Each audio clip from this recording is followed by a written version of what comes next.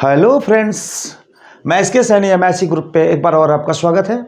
और 12 ज्योग्राफी के अंतर्गत जो पिछले साल और 2022-23 में जो बोर्ड एग्जामिनेशन में प्रश्न पूछे गए थे ऑब्जेक्टिव, उसी प्रश्नों का संग्रह आपके सामने लेकर के आए हैं, जो आपकी परीक्षा के दृष्टिकोण से काफ़ी महत्वपूर्ण है। यहाँ पे देखेंगे कि यहाँ पे हम लेके आए हैं, कलम सही कर लेते हैं, इस पे चलेगा कौन, ग्रीन।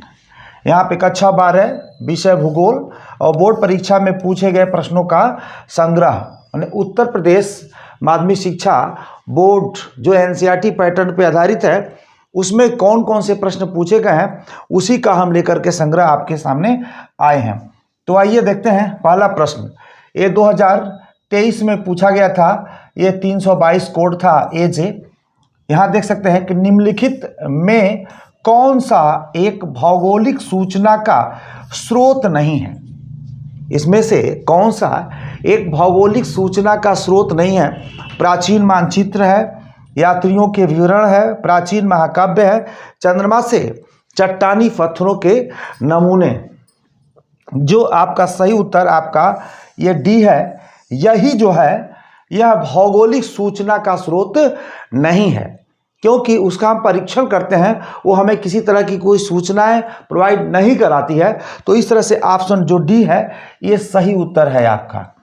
नेक्स्ट देखते हैं कि निम्नलिखित में से किस महाद्वीप में जनसंख्या वृद्धि सर्वाधिक है? यानी किस महाद्वीप में जनसंख्या वृद्धि सर्वाधिक है? तो हम कहेंगे अफ्रीका महाद्वीप में सर्वाधिक जनसंख्या है, यानी हम कह सकते हैं जनसंख्या वृद्धि जो क्या है वो अमेरिका महाद्वीप में है। नेक्स्ट हम प्रश्न की तरफ चलते हैं कि निम्न में से किस प्रदेश में प्रलेखित प्राचीन नगर बस्ती रही है? निम्न में से किस प्रदेश में प्रलेखित प्राचीन नगर बस्ती रही है? तो ऑप्शन डी सही है, सिंधु घाटी। ऑप्शन डी सही है आपका, सिंधु घाटी। नेक्स्ट चलते हम, निम्नलिखित क्रियाकलापों में से कौन सा द्वितीयक सेक्टर का क्रियाकलाप नहीं है? मतलब इसमें से कौन सा द्वितीयक क्रियाकलाप का सेक्टर नहीं है? आप पढ़े होंगे कि प्राथमिक क्रिया और द्वितीयक क्रिया, तृतीयक क्रिया और चतुर्थक एवं पंचम क्रिया सभी पढ़े होंगे। वैसे 4 ही है, लेकिन पंचम क्रिया की भी हम बात करते हैं। यहाँ पे देख सकते हैं कि वस्त्र निर्माण ये भी नहीं है, टोकरी बुनना ये भी नहीं है, मछली पकड़ना ये आपका यह द्वितीयक सेक्टर का नहीं है। ये सब क्या है, प्राथमिक क्रिया के अंतर्गत आता है। जैसे मछली पकड़ना, हम कह सकते हैं कृषि करना, वनों से लकड़ी काटना और शिकार जिसको हम बोलते हैं आखेट, शिकार करना, ये सब क्या है, ये प्राथमिक क्रिया पे आधारित उद्योग है जो प्रकृति के द्वारा निर्मित है। हम कह सकते हैं ये मछली पकड़ना यह द्वितीय क्रिया के अंतर्गत नहीं आता है। द्वितीय क्रिया में वे क्रिया आते हैं जिसमें प्राथमिक क्रिया में उत्पादित वस्तुओं का विनिर्माण करके मूल्यवान वस्तु में बदलने की प्रक्रिया को हम द्वितीय क्रिया कहते हैं। नेक्स्ट चलते हैं, निम्नलिखित में से किस राज्य में जनसंख्या का घनत्व सर्वाधिक है? जनसंख्या का घनत्व सर्वाधिक है। देखिए यहाँ पे आपको फंसा दिया है। अगर यही बिहार देता, अगर बिहार दिया होता तो समझिए कि बिहार का भारत में सर्वाधिक जनसंख्या घनत्व वाली अगर राज्य की बात करें तो बिहार है, जिसमें 1102 प्रति व्यक्ति वर्ग किलोमीटर में जनसंख्या निवास करती है। लेकिन इसमें बिहार दिया ही नहीं है, यानी यहाँ पे बिहार नहीं दिया है। तो सही उत्तर जो है ऑप्शन सी है, पश्चिम बंगाल। ये 2001 की जनगणना के अनुसार आपका पश्चिम बंगाल है, और 2011 के जनगणना के अनुसार क्या है, यह बिहार है। तो इस तरह से हम देखें तो ये बिहार सही है, सॉरी पश्चिम बंगाल इसमें से ऑप्शन के हिसाब से सही है। नेक्स्ट चलते हैं हम कि भारत के निम्नलिखित केंद्र शासित प्रदेशों में से किस एक की साक्षरता दर उच्चतम है? किस एक की, यानी ये जो है आप देख सकते हैं कि ये क्या कह सकते हैं केंद्र शासित प्रदेश है, यूनियन टेरेटरी है, इसमें सर्वाधिक एजुकेशन किस टेरेटरी में है? तो यहाँ पे हम देखेंगे लक्षद्वीप। लक्षद्वीप में साक्षरता उच्चतम है, साक्षरता दर क्या है? उच्चतम है। अगर ऐसे हम बात करें भारत के किस राज्य में साक्षरता दर उच्च है, तो हम केरल की बात करेंगे। और साक्षरता दर सर्वाधिक निम्न किस राज्य की है, तो हम बिहार की बात करेंगे। देश में प्रयुक्त जल का सबसे अधिक अनुपात निम्नलिखित सेक्टरों में से किस सेक्टर में है? मतलब सबसे ज़्यादा किस सेक्टर में जल का प्रयोग किया जाता है? तो ऑप्शन बी सही है आपका, सिंचाई सेक्टर में। यानी कृषि सेक्टर में जो सिंचाई सेक्टर होता है, खेत की सिंचाई करना, उसमें सर्वाधिक जल का प्रयोग हम करते हैं। एक प्रश्न आता है कि उत्तर प्रदेश में मतलब जो सिंचाई का सर्वाधिक स्रोत क्या है? तो ऑप्शन है आपका नलकूप। नलकूप विधि से उत्तर प्रदेश में सर्वाधिक सिंचाई की जाती है। नेक्स्ट हम चलते हैं प्रश्न नंबर 8वें। निम्नलिखित में से कौन सा भारत में चीनी का दूसरा सबसे बड़ा उत्पादक है? चीनी का दूसरा सबसे बड़ा उत्पादक है, तो हम कह सकते हैं यह है आपका उत्तर प्रदेश। यह उत्तर प्रदेश एनसीईआरटी के हिसाब से। अब चूंकि इस समय क्या हो गया है कि उत्तर प्रदेश प्रथम हो गया है और महाराष्ट्र द्वितीय हो गया है, लेकिन यह जो प्रश्न पूछा गया था, जो इसका उत्तर अभी एनसीईआरटी में किसी तरह का कोई परिवर्तन नहीं है, पुराने आंकड़े के हिसाब से पूछ रहा है। तो ये क्या है आपका उत्तर प्रदेश आपका दूसरा स्थान है, प्रथम स्थान आपका प्रथम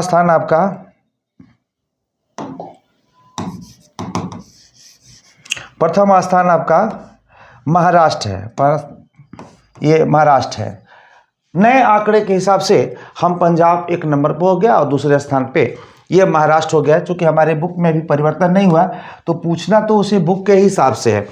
मानव भूगोल की निम्न में से कौन सी संकल्पना प्रकृति की सर्वोच्चता में विश्वास करती है? प्रकृति की सर्वोच्चता में विश्वास करती है, तो ये आपका पर्यावरण निश्चयवाद। जिसको जो निश्चयवाद क्या है, निश्चयवाद के जो जनक है वो फ्रेडरिक रेटजल हैं, और मानव भूगोल के जनक भी फ्रेडरिक रेटजल हैं। तो सही उत्तर आपका सी है, पर्यावरण निश्चयवाद। नेक्स्ट, निम्नलिखित देशों में किसकी जनसंख्या सबसे अधिक है? इन देशों में सबसे अधिक जनसंख्या किस देश की है? तो संयुक्त राज्य अमेरिका की जनसंख्या सर्वाधिक है। इसमें एक बात करते हैं, इन देशों में अगर उस तरह की बात करें तो विश्व में सर्वाधिक जनसंख्या वाला देश चीन है और दूसरे नंबर पे भारत है। लेकिन नए आंकड़े संयुक्त राज्य अमेरिका के रिपोर्ट के हिसाब से भारत प्रथम स्थान पे है और चीन दूसरे स्थान पे है। लेकिन भारत की तरफ से कहीं कोई अभी आंकड़ा नहीं प्रेषित किया गया है। इस प्रकार अगर एग्जाम में आता है तो हम बात करेंगे कि एक नंबर पे चीन है, दूसरे नंबर पे भारत है। लेकिन लिखता है संयुक्त राज्य अमेरिका के आंकड़े के हिसाब से भारत की जनसंख्या की क्या स्थिति है, तब हम एक नंबर लिखेंगे। ऐसा पूछेगा नहीं, क्योंकि हमारे एनसीईआरटी के सिलेबस में इस तरह की कोई बात नहीं। अगर पूछता है तो जान लीजिए, आप लिख दीजिएगा। तो ये ऑप्शन सही उत्तर आपका है, सी है। नेक्स्ट चलते हैं, निम्नलिखित में से कौन सी एक बागाती फसल नहीं है? कौन सी एक बागाती फसल नहीं है? बाकी सब बागाती फसल, चाय भी बागाती है, रबड़ भी है, केला भी है। तो आपका सही उत्तर क्या है? डी है, यह बागाती कृषि नहीं है, बागाती कृषि नहीं है। नेक्स्ट चलते हैं, निम्नलिखित में से किस प्रकार की कृषि खट्टे रसदार फलों की कृषि के लिए जानी जाती है? खट्टे रसदार आप जान सकते हैं कि भूमध्य रेखी जो जलवायु प्रदेश में है, अंगूर के वहाँ पे सर्वाधिक कृषि किया जाता है। तो इस तरह से वहाँ पे जो खट्टे जो फल है वो भूमध्य रेखी जलवायु प्रदेश में सर्वाधिक पाया जाता है। तो ये ऑप्शन सी आपका सही उत्तर है आपका। नेक्स्ट चलते हैं, निम्नलिखित में से कौन सा एक तृतीयक क्रियाकलाप है? तृतीयक क्रियाकलाप है तो हम कह सकते हैं बुनाई द्वितीयक है, ये है प्राथमिक है, ये आखेट भी प्राथमिक है। ये हम कह सकते हैं ये प्राथमिक क्रियाकलाप है, और ये भी क्या है, ये द्वितीयक है। ये द्वितीयक क्योंकि बुनाई की जा रही है। खेती आपकी प्राथमिक है और व्यापार आपका क्या है, तृतीयक, क्योंकि इसमें सर्विस की भी बात आती है। तो व्यापार यानी हम कह सकते हैं कि तृतीयक क्रियाकलाप है, तो व्यापार। ऑप्शन सी सही है आपका, व्यापार। नेक्स्ट चलते हैं। निम्नलिखित में से किस राज्य में जनसंख्या का घनत्व सर्वाधिक है, यानी किस राज्य का जनसंख्या घनत्व सर्वाधिक है? तो पश्चिम बंगाल। पश्चिम बंगाल। देखिए एक ही प्रश्न है जो कई पेपर सेट है, जैसे कई सेट का हमने इसमें सॉल्व किया है, तो रिपीट भी किया है। इसीलिए मैं कह रहा हूं कि अगर आप इसका अध्ययन कर लेते हैं तो कम से कम 4-5 प्रश्न आपको मिल ही जाएगा, 100% मिल जाएगा। इसलिए इसे गंभीरता से ध्यान दीजिए। नेक्स्ट चलते हैं 7वें नंबर पे, 7वें नंबर पे। निम्नलिखित में से भारत के किस राज्य से होकर इंदिरा गांधी नहर जाती है? तो ऑप्शन ए सही है, राजस्थान। ये है क्या है, राजस्थान से इंदिरा नहर होकर के और जाती है, बड़ी नहर है और राजस्थान के काफ़ी क्षेत्र को सिंचाई के लिए और पीने के लिए ये जल उपलब्ध कराती है। बॉम्बे हाई खनन के लिए प्रसिद्ध है, बॉम्बे हाई खनन के लिए प्रसिद्ध है, तो ऑप्शन आपका सी सही है, खनिज तेल। जो बॉम्बे से 32 किलोमीटर दूर एक आइलैंड है, वहाँ पे ये खनिज तेल वहाँ पाया जाता है, तो इसी को कहते हैं बॉम्बे हाई खनन। किसके लिए प्रसिद्ध है? तो खनिज तेल के लिए। पूछता है खेतड़ी की खाने किसके लिए प्रसिद्ध है? तो तांबे के लिए प्रसिद्ध है और वो राजस्थान में आपको मिलता है। निम्नलिखित में से कौन सा धार्मिक समुदाय भारत में सबसे छोटा यानी कम मात्रा में है? तो आपका बौद्ध है। काफ़ी लोग सिख को लगाते हैं, हम देखते हैं काफ़ी लोग सिख को लगाते हैं। बौद्ध है। बहुत सारे लोग बौद्ध धर्म की विचारों को तो मानते हैं लेकिन बौद्ध धर्म को अपनाए नहीं हैं, इसलिए इनकी संख्या कम है। आपके एनसीईआरटी के हिसाब से इनकी संख्या सर्वाधिक कम है। तो आप डी लगाएंगे, ये जान लीजिए, कंफ्यूज नहीं होंगे। नेक्स्ट चलते हैं। पटना राजधानी नगर है, यानी पटना किस राज्य की राजधानी नगर है? तो स्वाभाविक है, जानते हैं कि बिहार की जो है राजधानी पटना है, बिहार की राजधानी पटना है, इसलिए ऑप्शन क्या है? ये सी आपका सही है। निम्नलिखित में से किस एक राज्य में जनसंख्या का घनत्व सबसे कम है? यानी भारत के किस राज्य में जनसंख्या घनत्व सबसे कम है और जनसंख्या घनत्व सबसे अधिक है, वो हम जानने का प्रयास करते हैं। यहाँ पे देख सकते हैं कि पंजाब है, पश्चिम बंगाल है, पंजाब है, उत्तर प्रदेश है, केरल है। तो ये भी नहीं है आपका, ये भी नहीं है आपका, ये भी नहीं है, ये ऑप्शन बी सही है। इस तरह से पूछता है, जान लीजिए। सर्वाधिक जनसंख्या घनत्व वाला, देखिए अब मैं आपको यहाँ पे बता दूं कि भारत में जो सर्वाधिक जनसंख्या घनत्व किस राज्य का है, अगर 2011 के हिसाब से पूछता है तो सर्वाधिक घनत्व क्या है? बिहार का। सर्वाधिक घनत्व क्या है? बिहार का। 1102 प्रति व्यक्ति वर्ग किलोमीटर में बिहार में जनसंख्या निवास करती है 2011 के अनुसार। हम बात करते हैं कि न्यूनतम जनसंख्या घनत्व वाला राज्य यानी किसका सबसे कम है, तो लगाएंगे हम अरुणाचल प्रदेश।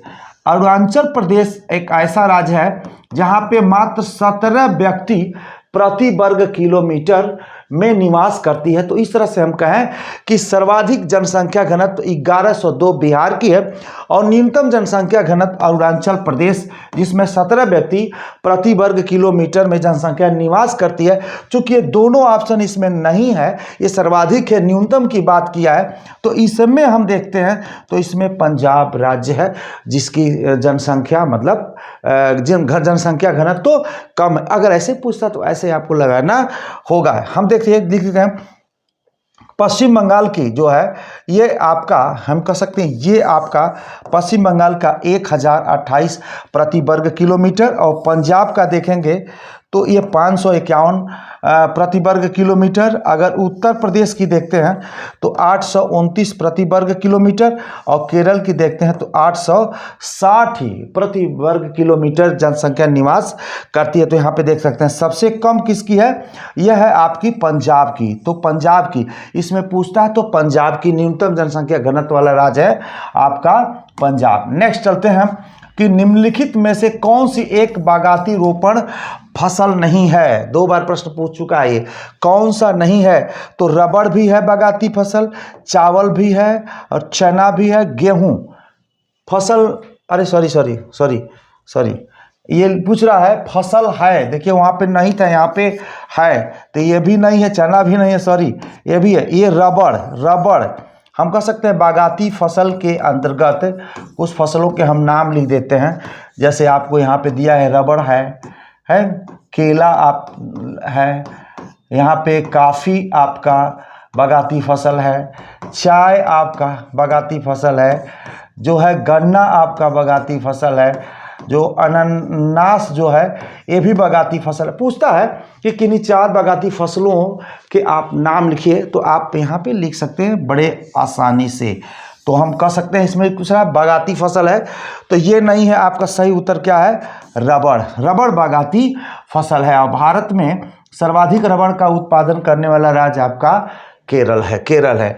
निम्नलिखित में से कौन सा एक प्राथमिक क्रियाकलाप नहीं है, प्राथमिक क्रियाकलाप नहीं है। तो कृषि काम भी प्राथमिक क्रिया के अंतर्गत आता है, आखेट भी प्राथमिक क्रिया के अंतर्गत आता है, खनन भी प्राथमिक क्रिया के अंतर्गत आता है। ये आपका जो उत्तर सही है सी है, विनिर्माण यानी वस्तुओं का पुनर्निर्माण जो है वो प्राथमिक क्रिया के अंतर्गत नहीं आता है, विनिर्माण। अब देखते हैं कि विनिर्माण क्या होता है, द्वितीय क्रिया क्या होता है। जैसे कच्चा, जैसे मान लीजिए गन्ना है, ये गन्ना क्या है, ये प्राथमिक क्रिया है। गन्ना क्या है, हम कह सकते हैं प्राथमिक क्रिया के अंतर्गत आता है। गन्ने की खेती, अच्छा किसी चीज़ की खेती करना। अब गन्ने से हमने चीनी बना दिया तो ये हो गया आपका द्वितीय क्रिया। जैसे मान लीजिए जूट लिया,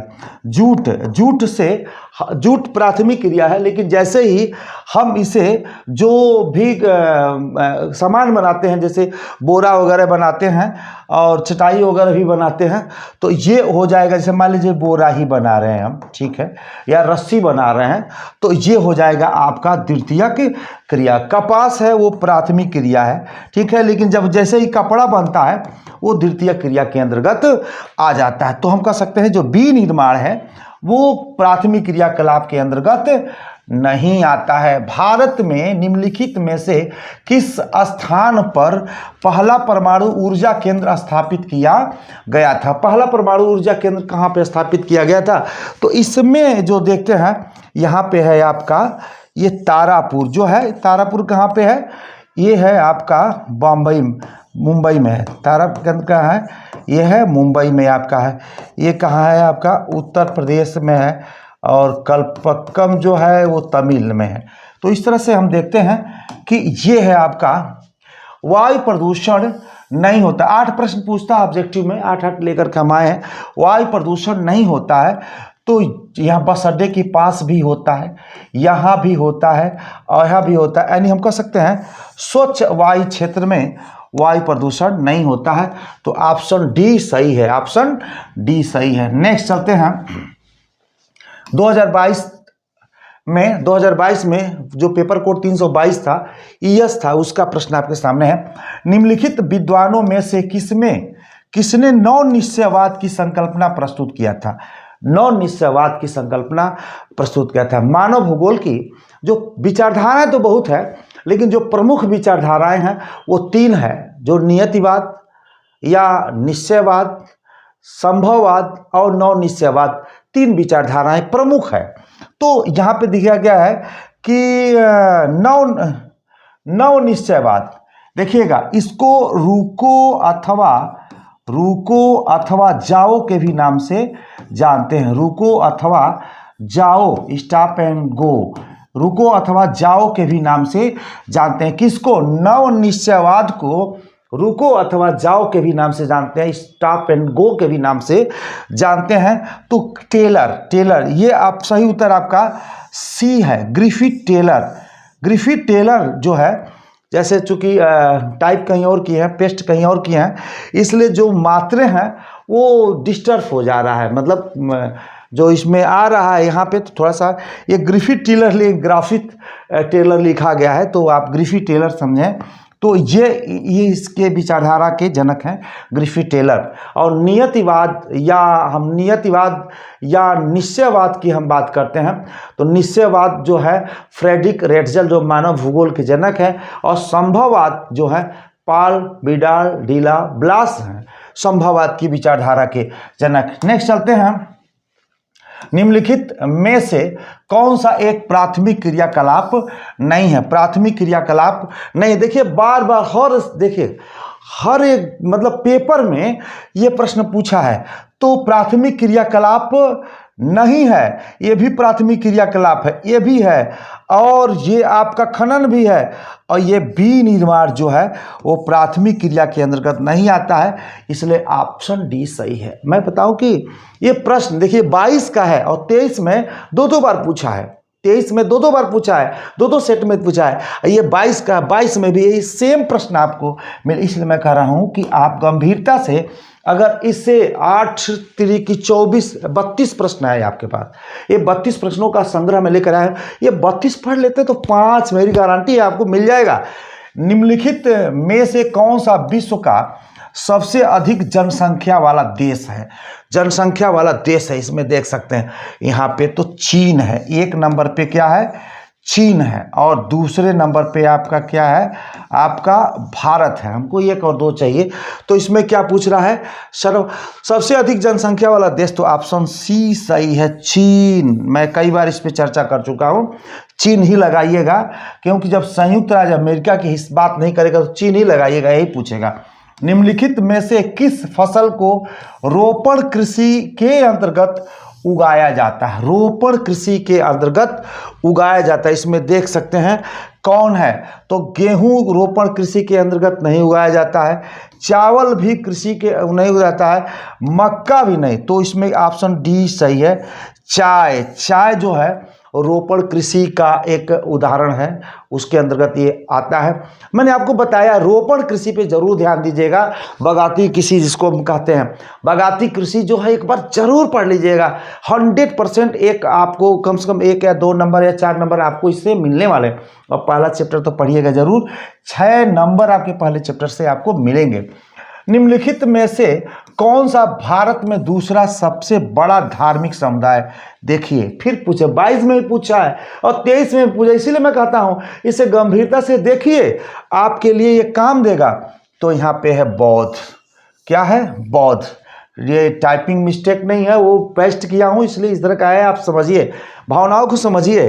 तो बौद्ध जो क्या है, सॉरी सबसे बड़ा धार्मिक पूछ रहा भाई, देखिए हमारे दिमाग, उसमें छोटा पूछा था, इसमें क्या हुआ? पूछ रहा है बड़ा पूछा है। इसमें यानी भारत की बात करते हैं, तो जो इसमें है अगर हिंदू होता तो 1 नंबर पे होता। जो दूसरा जो सबसे बड़ा समुदाय है, हम कह सकते दूसरा जो सबसे बड़ा समुदाय है वो है आपका मुस्लिम, तो ऑप्शन आपका सी सही है। और सबसे कम बौद्ध है और सबसे ज़्यादा हिंदू है।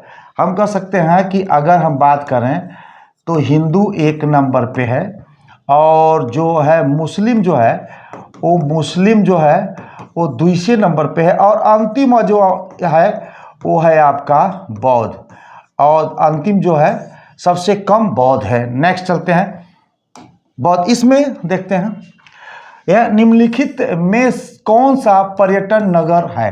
पर्यटन नगर है कौन सा? तो यहाँ पे थोड़ा सा आपको देख सकते हैं कि ये धार्मिक नगरी है।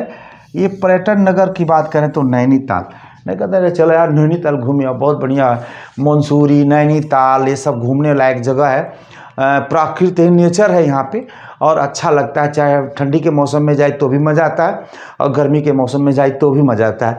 तो पर्यटन नगरी है आपका नैनीताल। 7वें नंबर पे हम चलते हैं, निम्नलिखित में से कौन सा 10 लाखी नगर नहीं है? इसमें 10 लाखी नगर नहीं है, तो कानपुर भी 10 लाखी नगर है, आगरा भी है, लखनऊ भी है, तो ये आपका ऑप्शन ए सही है आपका। ये अलीगढ़ जो है 10 लाखी नगर नहीं है। नेक्स्ट चलते हैं, प्रश्न हम मुंबई हाई खनन के लिए प्रसिद्ध है। अब देखिए फिर आ गया ना, मुंबई हाई खनन के लिए प्रसिद्ध है, पुनः पूछ दिया। तो यह क्या है? खनिज तेल के लिए, खनिज तेल के लिए है मुंबई। और खेतड़ी ये भी पूछता है कि खेतड़ी की खान किसके लिए प्रसिद्ध है? तो तांबा के लिए। और खेतड़ी की जो खान है वो राजस्थान में है, राजस्थान में है खेतड़ी की खान, जो तांबे के लिए प्रसिद्ध है। तो आज के लिए इतना ही। और नेक्स्ट हम बहुत सारे भूगोल से संबंधित प्रश्न लेके आने वाले हैं। आप सब कुछ छोड़ करके आप वीडियो देखिए, और मेरा विश्वास है कि आपको अच्छा नंबर जरूर मिलेगा। आज के लिए इतना ही, धन्यवाद। अरे यार।